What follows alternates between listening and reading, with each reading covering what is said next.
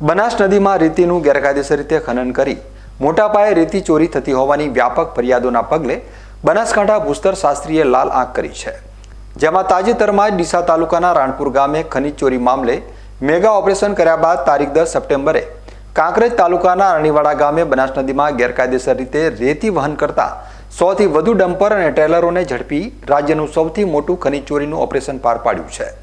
તો 11 સપ્ટેમ્બરે વહેલી સવારે ડીસાના બનાસ પુલ પાસે ભૂસ્તર શાસ્ત્રી જાતે જઈને એક હિટાચી મશીન, લોડર અને એક ડેમ્પર કબજે કર્યું હતું. બાંધકામ ક્ષેત્રમાં બનાસ નદીની રેતીની ખૂબ જ માંગ હોય બનાસકાંઠા જિલ્લામાં બનાસ નદીમાં રેતીની 200 જેટલી લીજો આવેલી છે. આ ઉપરાંત પણ કેટલાક અસામાજિક તત્વો દ્વારા નદીમાં ગેરકાયદેસર રીતે મશીન મૂકી ખનન કરવામાં આવતું હોવાની વ્યાપક ફરિયાદો ભૂસ્તર વિભાગને અવારનવાર મળતી રહે છે, જેથી બનાસકાંઠા ભૂસ્તર શાસ્ત્રી ગુરુપ્રીતસિંહ સારસ્વા દ્વારા રેતી ખનીજ ચોરી મામલે સર્ચ ઓપરેશન હાથ ધર્યું હતું. બનાસકાંઠા ભૂસ્તર શાસ્ત્રી દ્વારા તાજેતરમાં જ ડીસા તાલુકાના રાણપુર ગામે ચાલતા ગેરકાયદેસર ખનન વિરુદ્ધ કાર્યવાહી કરી 5 મશીન અને 12 જેટલા વાહનો ઝડપી કરોડોનો મુદ્દામાલ કબજે કરી મોટું ઓપરેશન પાર પાડ્યું હતું.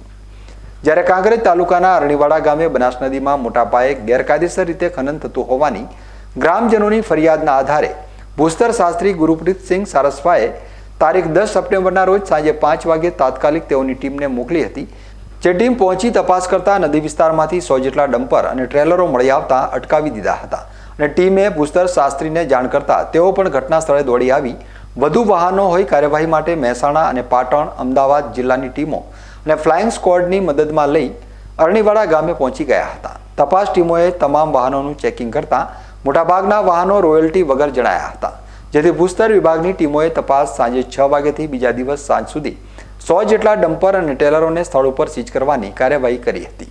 સતત 30 કલાક જેટલો સમય સુધી આ કાર્યવાહી ચાલુ રહી હતી. ભૂસ્તર વિભાગની ટીમની અચાનક રેડથી અનેક વાહન ચાલકો રસ્તામાં જ રેતી ખાલી કરીને નાસી છૂટ્યા હતા.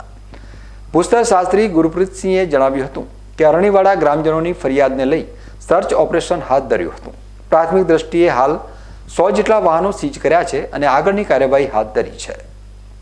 આ ઉપરાંત ડીસા બનાસ નદીના પુલ પાસેથી પણ વહેલી સવારે ગેરકાયદેસર ખનન કરતું એક મશીન, લોડર અને ડમ્પર કબજે કર્યું છે.